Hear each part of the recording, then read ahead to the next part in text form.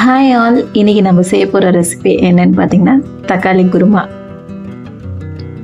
வாங்க என்னோட ஸ்டைலில் எப்படி செய்யலான்றதை பார்க்கலாம். ரொம்ப ஈஸியாக குயிக்காக செஞ்சிடலாம்.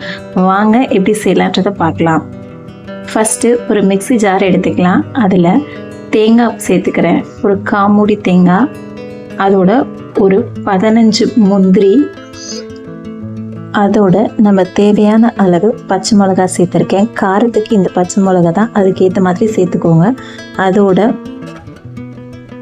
அதோட பெப்பர் சேர்த்துக்கலாம், அதுவும் நம்ம காரத்துக்கு ஏற்ற மாதிரி சேர்த்துக்கலாம். இதில் 1 ஸ்பூன் ஜீரகம், 1/2 ஸ்பூன் சோம்பு, 1/4 ஸ்பூன் கசகசா, ஒரு 3 பல்லு பூண்டு, 1 துண்டு இஞ்சி எல்லாத்தையும் சேர்த்து நல்லா நைஸாக இந்த பதத்துக்கு அரைச்சி எடுத்துக்கலாம்.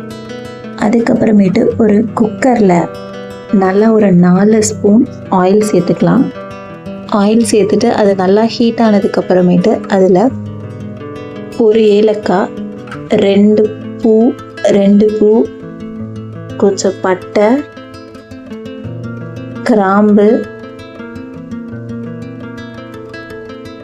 அதோட 1 ஸ்பூன் சோம்பு சேர்த்துக்கலாம். சேர்த்து நல்லா பொரிய விடலாம். நல்லா பொரிஞ்சதுக்கு அப்புறமேட்டு நம்ம நறுக்கின பெரிய வெங்காயம் நறுக்கினதை சேர்த்துக்கலாம். ஒரு பெரிய வெங்காயம் சேர்த்துருக்கேன், அதை நல்லா வதக்கிக்கலாம். லைட்டாக வதங்கினதுக்கப்புறம் அதில் ஒரு 4 தக்காளியை நான் ரஃப்பாக சாப் பண்ணி அதோட சேர்த்துருக்கேன். சேர்த்துட்டு இது நல்லா வதங்கணுன்ற அவசியம் இல்லை. லைட்டாக வதங்கினதுக்கப்புறமேட்டு அதில் தேவையான அளவு உப்பு சேர்த்துக்கலாம். உப்பு சேர்த்துட்டு நம்ம அரைச்சி வச்சுருந்த அந்த தேங்காய் விழுதை இதோட சேர்த்துக்கலாம். சேர்த்து நல்லா ஒரு தடவை கலந்து விட்டதுக்கப்புறமேட்டு இதில் முந்திரி பேஸ்ட்டு போட்டிருக்கனால நல்லா திக்காகும். அதனால் நம்ம தேவையான அளவு தண்ணி ஊற்றிக்கலாம். நமக்கு வேணுன்ற போது தண்ணி ஊற்றிக்கலாம். வேணுன்ற அளவு தண்ணி ஊற்றிக்கலாம். இது கொஞ்சம் டக்குன்னு கெட்டியாயிருன்றனால கொஞ்சம் தாராளமாக தண்ணி ஊற்றிக்கிட்டு இருக்கேன். நான் தண்ணி ஊற்றிட்டு இதை குக்கரில் ஒரு 4 விசில் போட்டு எடுத்துக்கலாம். 4 விசில் போட்டு எடுத்தோம்னா நல்லா இந்த மாதிரி அருமையாக இருக்கும்.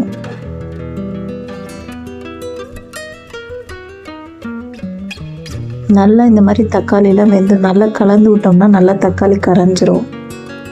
அதுக்கப்புறமேட்டு இதில் புதினா, கொத்தமல்லி, கருவேப்பிலை போட்டு ஒரு மிக்ஸ் பண்ணி விட்டு சர்வ் பண்ண வேண்டியதான்.